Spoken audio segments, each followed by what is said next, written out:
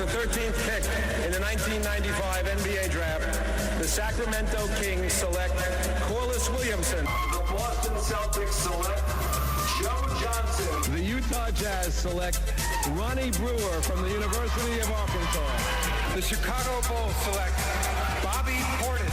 The Golden State Warriors select Moses Moody.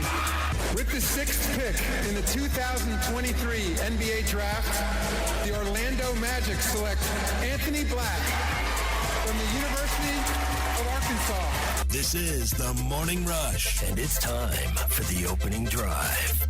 All right, we bring in our friend Richard Davenport here on the Lewis Automotive Group hotline via Whole Hog Sports and the Arkansas Democrat-Gazette. RD, so tonight, Adou's going to come off, or he's going to come off tomorrow. I know it's a big night for him. It was a big night for Jalen Williams when he was taken 34th overall by Oklahoma City. Big night for Isaiah Joe when he was taken by Philly. And now they're both NBA champions. What have you thought about the track record of Razorbacks for the last 5 years has featured a former Hog in the NBA Finals?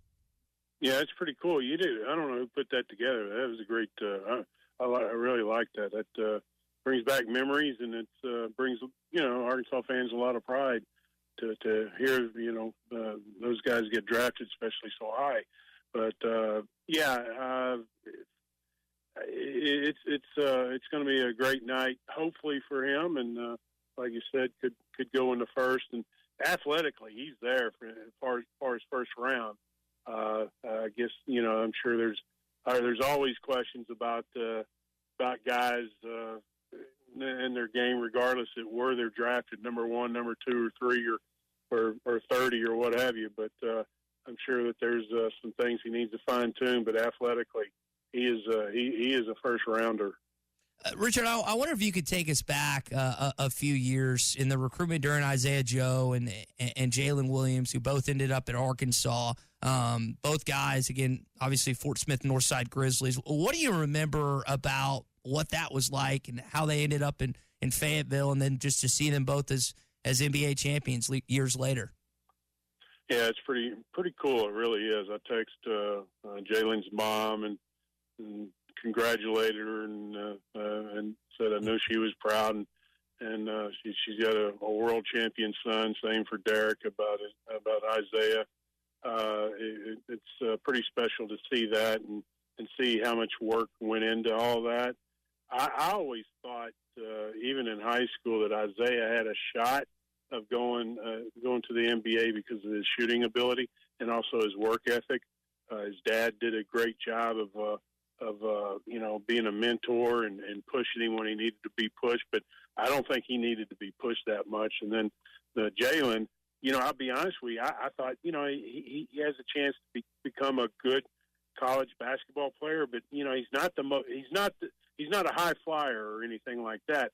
But that's a credit to him to focus on his strengths and develop into the player that he is, and for him to obviously make it to the league.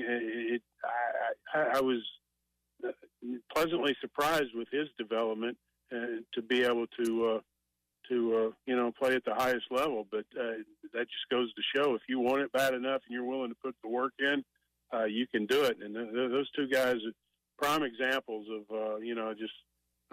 proud Arkansans who grew up in the state and loved the Razorbacks and went on to the NBA. But you got to give Bill Ingram and the Arkansas Hawks a lot of credit. Obviously, they played for the Arkansas Hawks, and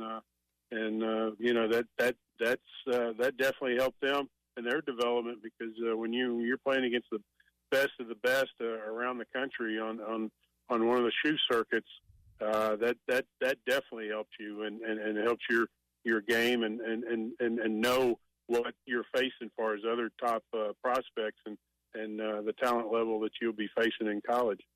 And while we're on the subject of just success in the NBA and talk about Jalen and Isaiah, let's not leave Daniel Gafford out, who just inked a 3-year extension, $60 million. Great for him, a kid from El Dorado that, the story goes he was in the band and the coach talked him into trying out, I think maybe his freshman year, and coming out for the basketball team. And not only is he, a mainstay in the NBA now, but a 3-year, $60 million deal. Yeah, that is a great story, Tommy. Sometimes I forget about that as far as him being in the band. It's just, it's just amazing. I mean, I remember in high school, and I think anybody that has any kind of, eye for talent, which it doesn't take much when you see somebody like him, that he had a chance to go beyond college because of his athleticism and the way he can move and run up and down the floor and obviously just jump through the roof for a guy at 6'11", and then is just so humble. He's a kid who really sometimes you run into these kids that are highly recruited and highly rated. You get kind of this too cool for school attitude. Daniel, I think he was kind of surprised by all the attention and all the hoopla around him, and he was just very humble about it. And that was kind of refreshing about him. And boy, he loves his mom, and I know he's taking care of her, and you got to be proud for him. It's just it's great to see, and I just hate it because I got renewed, and his contract's just a tad bit bigger than mine. Mm-hmm. Probably in years and dollars, right? Yeah. I don't have a 3-year deal either, so I know what you mean. Richard Davenport with us here on our opening drive here on the Morning Rush. Kind of hitting that dead time in football. Coaches taking vacations. Camps have wound down. Won't be long, and the coaches will be in the office here pretty soon. SEC media days. We're kind of in that 2 or 3 week window here where baseball's over and not much else is going on right now in football. Yeah, and dead period goes to the end of July. Yeah. So the coaches, they have to be 3 days during this time. They have to spend 3 days in the office. They kind of alternate, and one of the assistants is in the office for 3 days, and then they kind of try to pick and choose when they. I know one of the assistants got the first 3 days. And his first today's his last day, so he'll get this out of the way. Then he'll be off the rest of the July and June. But it's well deserved and well needed because the grind of June of 4 weekends of official visits and having camps during the same time, that's a grind. And then really they haven't had. They did have a week off during spring, but other than that, some staffs take about a week off after the second sign-in period, but Arkansas didn't. So this staff's gone full bore for quite some time, and it's well deserved. And then the grind just restarts, obviously, when fall practice comes. So and really, there won't be any visitors as far as football for the rest of June, July, and August. The first game, that's when you'll start seeing kids get on campus and visit. But for about two months, there's not going to be any kids visiting any school in the country.